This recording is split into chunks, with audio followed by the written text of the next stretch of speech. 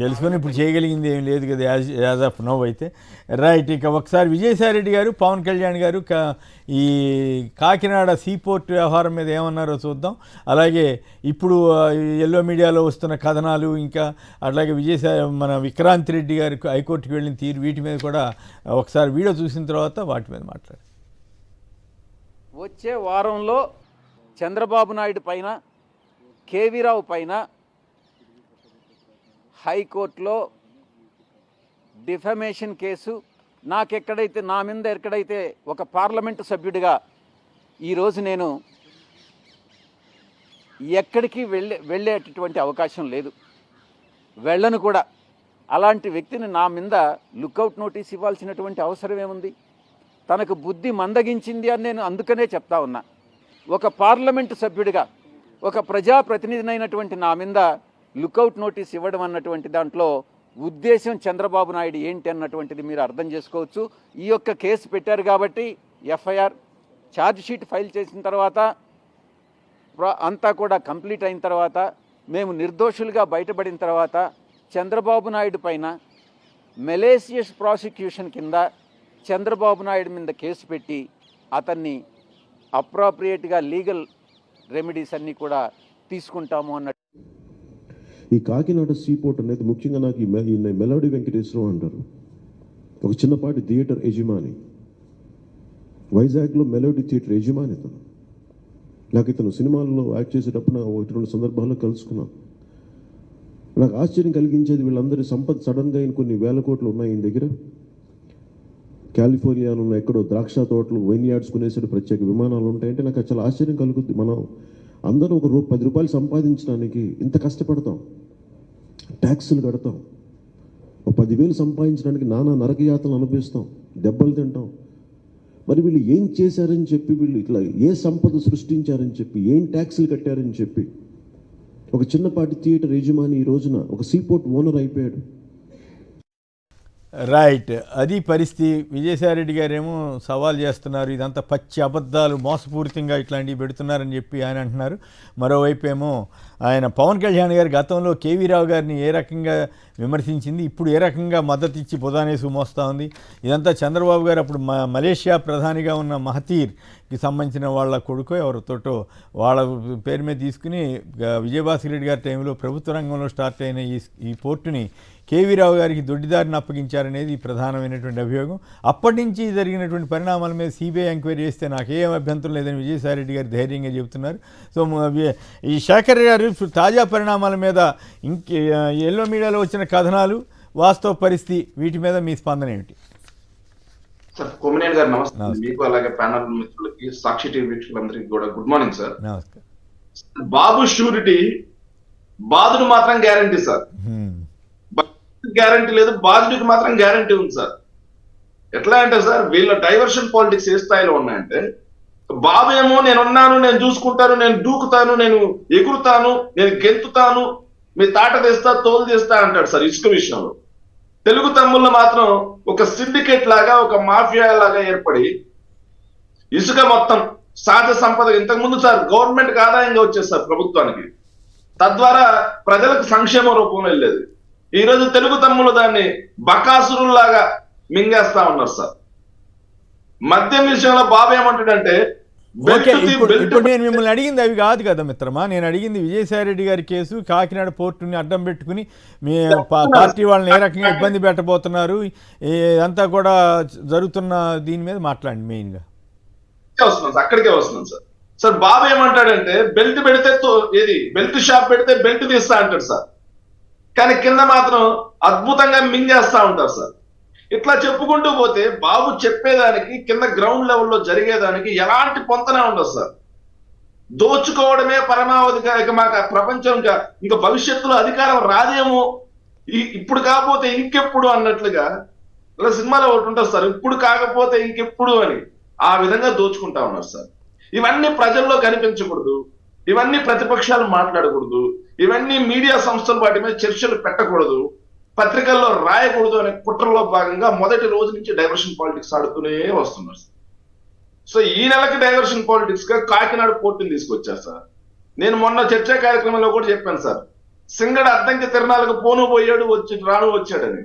అలాగా పవన్ కళ్యాణ్ ముందు పెడుతున్నారు సార్. వీళ్ళ ఆర్గనైజ్డ్ క్రైమ్ ఎలా ఉంటుందంటే పవన్ కళ్యాణ్ గారిని ముందు పెడతారు సార్. నిజంగా చెప్పాలంటే కాకినాడ పోర్ట్లో ఏదైతే బియ్యం ఎగుమతులు ఉన్నాయో ఆ ప్రాంత రైతులందరికీ కూడా వరప్రదాయం సార్. ఈ రోజు బియ్యం ఎక్స్పోర్ట్ అంటే ఏదో పెద్ద పూత అయిపోయింది సార్. బియ్యం ఎక్స్పోర్ట్ చేసే ప్రతి ఒక్కడు స్మగ్లర్ అయిపోయారు సార్. పవన్ కళ్యాణ్ గారి అనాలోచిత నిర్ణయాల వల్ల బియ్యం ఎక్స్పోర్ట్ చేసే ప్రతి ఎక్స్పోర్టర్ కూడా ఈరోజు భయపడతా ఉన్నాడు. న్యాయంగా ఎక్స్పోర్ట్ చేసేవారు కూడా భయపడతా ఉన్నారు సార్. అంత బూతు చేసి పెట్టేశారు దాన్ని. తర్వాత రంగంలోకి చంద్రబాబు నాయుడు గారు దిగుతారు. చంద్రబాబు నాయుడు గారు దిగి కేవీ రావుని తీసుకొచ్చేసి ఆయన చేత ఫిర్యాదు ఇప్పిస్తారు. దాని మీద ఎలాంటి ప్రాథమిక విచారణ కూడా లేకుండా డైరెక్ట్ గా ఎఫ్ఐఆర్ కట్టేస్తారు సార్.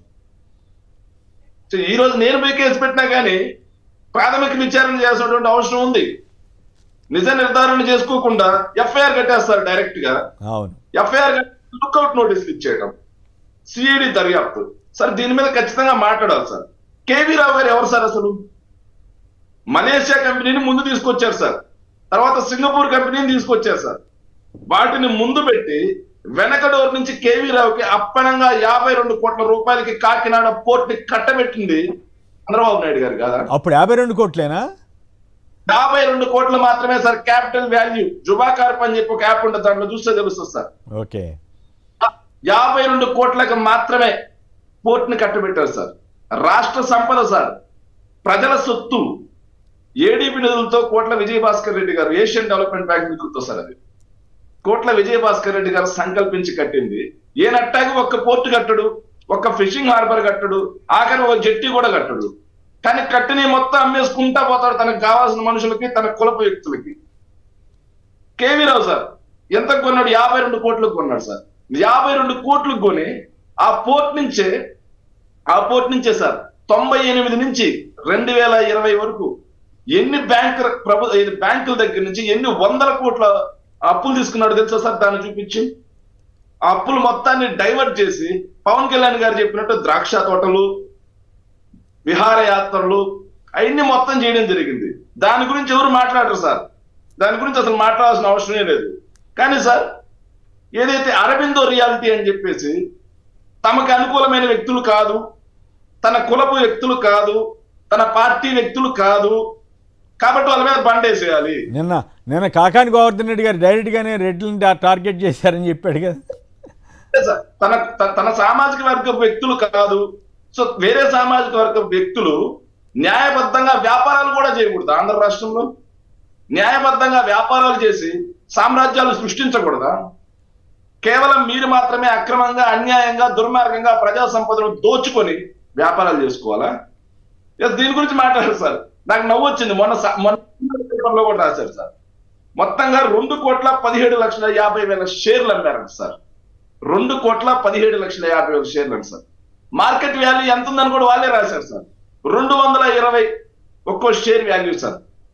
అంటే 2,17,50,000 షేర్లు ఇంటూ 220 480 కోట్లే కదా సార్. మరి ఎక్కడ సార్ అరబిందో దుర్మార్గం చేసింది? మరి ఎక్కడ సార్ అరబిందో బెదిరించింది? సార్ నిజంగా నిజాయితీగా బెదిరించి ఉండుంటే తుపాకీ ఇక్కడ పెట్టి ఉండుంటే 59% షేర్ తీసుకునే వాళ్ళు కానీ 41% ఎందుకు తీసుకుంటారు? ఈ రోజుటికి కాకినాడ పోర్ట్ లో చైర్మన్ గా ఎవరున్నారు సార్? అదే కేవీ రావు ఉన్నాడు. డైరెక్టర్లుగా ఎవరున్నారు సార్? అదే కేవీ రావుకు సంబంధించిన మనుషులు ఉన్నారు సార్. ఇంకొక అద్భుతమైన విషయం చెప్తాను సార్. 2012 వరకు సార్ ఈ కాకినాడ పోర్టుకు సంబంధించి డైరెక్టర్లు అందరూ కూడా డైరెక్టర్లు 2 డైరెక్టర్లు సార్. ఎల్ఎన్టీలో వాళ్ళే డైరెక్టర్లుగా ఉంటారు సార్. ఎల్ఎన్టీలో డైరెక్టర్లుగా ఉన్న వ్యక్తులే కాకినాడ సీపోర్ట్ లో డైరెక్టర్లుగా ఉంటారు సార్. ఎల్ఎన్టీ అనేది చంద్రబాబు నాయుడు గారి జోబు సంస్థ అని చెప్పేసి ప్రపంచం మొత్తానికి తెలుస్తారు. ఇక్కడ అందరికీ కనిపిస్తున్నది కేవీ రావు మాత్రమే సార్. కానీ కేవీ రావు అనే అతడు చంద్రబాబు నాయుడు గారి బినామీ మాత్రమే. చంద్రబాబు నాయుడు గారికి ముందున్నటువంటి ముసుగు మాత్రమే ఆయన. వెనకాల చంద్రబాబు నాయుడు గారు మొత్తం నడిపించి ఆ పోర్టు ద్వారా 100 కోట్ల రూపాయలు కొల్లగొట్టింది, 1000 కోట్ల రూపాయలు దాచుకుంది చంద్రబాబు నాయుడు గారు. అయితే ఈ రోజు న్యాయబద్ధంగా సార్ 2 ప్రైవేట్ పార్టీల మధ్య, 2 కార్పొరేట్ సంస్థల మధ్య జరిగినటువంటి బిజినెస్ డీల్ ని కూడా ఈ రోజు తప్పుపడుతూ ఆంధ్ర రాష్ట్రంలో ప్రైవేట్ సంస్థలు ఈ రోజు పెట్టుబడి పెట్టాలంటే భయాందోళనలకు గురయ్యే పరిస్థితికి ఈ ప్రభుత్వం తీసుకొచ్చింది సార్. అవును. ఇంతకు మించి దౌర్భాగ్యం. అయితే ఇప్పుడు విజయసాయి రెడ్డి గారు డైరెక్ట్గా అసలు లుకౌట్ నోటీస్ ఇవ్వటం నాకు అర్థం కాదు. ఆయన ఎక్కడ విదేశాలకు వెళ్ళే పరిస్థితి లేదు కదా.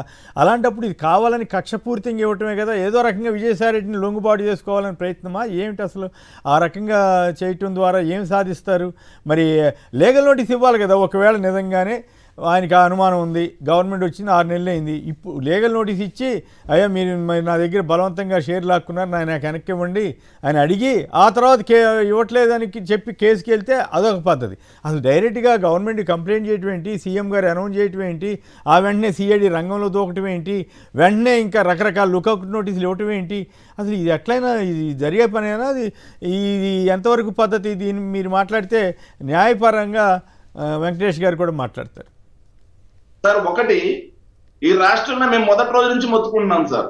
ఏదైతే గౌరవనీయులైన బాబాసాహెబ్ అంబేద్కర్ గారు రాసించినటువంటి రాజ్యాంగం ప్రకారం, చట్టాల ప్రకారం ఆంధ్ర రాష్ట్రంలో పరిపాలన జరగట్లేదు, కేవలం నారావారి రెడ్ బుక్ పరిపాలన మాత్రమే ఆంధ్ర రాష్ట్రంలో నడుస్తుంది అని చెప్పి మేము మొదటి రోజు నుంచి మొత్తుకుంటున్నాం. ఇదే సార్. సార్ ఒకటి, ఎవరైనా వెళ్ళి కంప్లైంట్ చేయగానే ఇంత పెద్ద అంశంలో ప్రాథమిక విచారణ అనేది కూడా లేదు సార్. కేవీ రావు వెళ్ళి కంప్లైంట్ పెడతారు సార్, వెంటనే సిఐడి వచ్చేసి అవును లుకౌట్ నోటీసులు అంటుంది, కేసు నమోదు చేస్తుంది సార్. ఇంకొక విషయం సార్, కేవీ రావుకి అండ్ చంద్రబాబు నాయుడు గారికి ఉన్నటువంటి అత్యంత సన్నిహిత సంబంధాలు కూడా ఒక్కొక్క ఉదాహరణ చెప్పాలి సార్. June 27, 2018 sir. జూన్ 27, 2018 అప్పుడు ముఖ్యమంత్రిగా చంద్రబాబు నాయుడు గారే ఉండేవాళ్ళు సార్. ఆయన చంద్రబాబు నాయుడు కేవీ రావు చంద్రబాబు నాయుడు గారిని కలవడానికి అమరావతికి ఫండ్ ఇవ్వడానికి వెళ్తాడు సార్. మంచిదే, కార్పొరేట్ గా ఫండ్ ఇవ్వచ్చు సార్. కానీ తోడుగా ఎవరెవరు వెళ్తారో తెలుసా సార్? అశ్విని దత్తు, వీళ్ళంతా ఒక దొంగల ముఠా సార్. ఈ ముఠాగా ఏర్పడి ఈ రోజు ఒక కార్పొరేట్ ఏదైతే అరవిందో న్యాయబద్ధంగా కొన్నటువంటి ఆ వాటాని కూడా సార్ ఒకటి, ఇప్పుడు ఏదైతే ఉందో మన సింగళూరు వెంకటేష్ గారు ఒక ప్రైవేట్ లిమిటెడ్ కంపెనీ ఒకటి పెడతారు. అది పెద్ద స్థాయికి వెళ్తుంది. దాంట్లో షేర్లు అనేవి మార్కెట్ లో లిస్ట్ చేస్తారు. 41% షేర్స్ వరకు నా దగ్గర డబ్బులు ఉంటే కొనుక్కోవచ్చు. కంపెనీ వెంకటేష్ గారి చేతిలోనే ఉంటుంది కదా.